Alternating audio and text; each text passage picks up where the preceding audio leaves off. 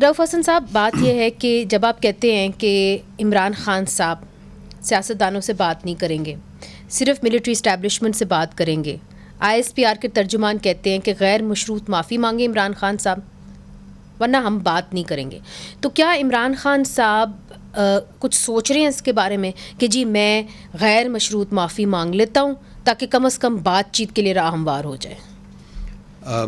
دیکھیے، پہلے تو میں یہ کلیریفائی کرنا چاہوں گا کہ خان صاحب نے کبھی یہ نہیں کہا کہ میں سیاستدانوں سے بات نہیں کروں گا. ہم تمام سیاستدانوں سے بات کر رہے ہیں. صرف 3 ایکسیپشنز ہیں ان لوگوں کی، ان پولیٹیکل پارٹیز کے بارے میں انہوں نے یہ کہا ہے جنہوں نے کہ مینڈیٹ چوری کیا ہوا ہے 8 فروری کا. وہ پیپلز پارٹی جی آئی فلی انڈرسٹینڈ، لیکن ہم باقی تمام پولیٹیکل پارٹیز کے ساتھ انگیجڈ ہیں انکلوڈنگ JUIF. ان سے بات کر رہے ہیں. ایک کولیشن بھی ہے، 5 ہیں، وہ بڑھ رہی ہے.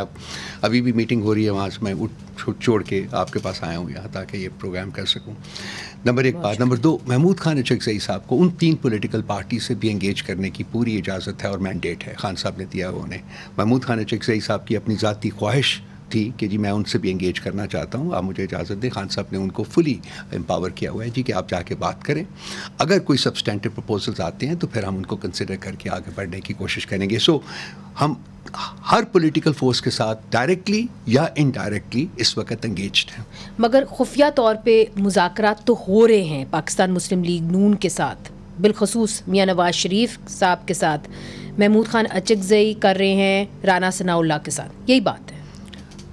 ان کا کانٹیکٹ ہے جی. میں اتنی ڈیٹیل میں نہیں جانا چاہوں گا، لیکن کانٹیکٹ ہے، کانٹیکٹ اسٹیبلش ہوا ہے اور وہ امید کی جاتی ہے کہ وہ معاملات آگے بڑھیں گے.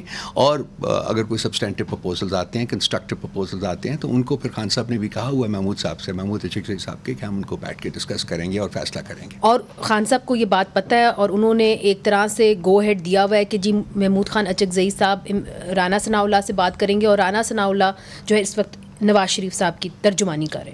انہوں نے محمود خان اچکزئی صاحب کو مینڈیٹ دیا ہوا ہے کہ جی آپ ان 3 پولیٹیکل پارٹی سے بھی جیسا کہ آپ کی خواہش ہے آپ انگیج کریں. اب میکنزم اس کا جو ہے وہ محمود خان اچکزئی صاحب کے اوپر ہے کہ وہ رانا ثناء صاحب کے تھرو کرتے ہیں، کسی اور کے تھرو کرتے ہیں، ڈائریکٹلی کرتے ہیں. You can go head and talk to. تو میں ڈائریکٹلی تو بات نہیں کروں گا، مگر میں محمود خان اچکزئی کے ذریعے ان 3 پارٹی سے بات کروں گا.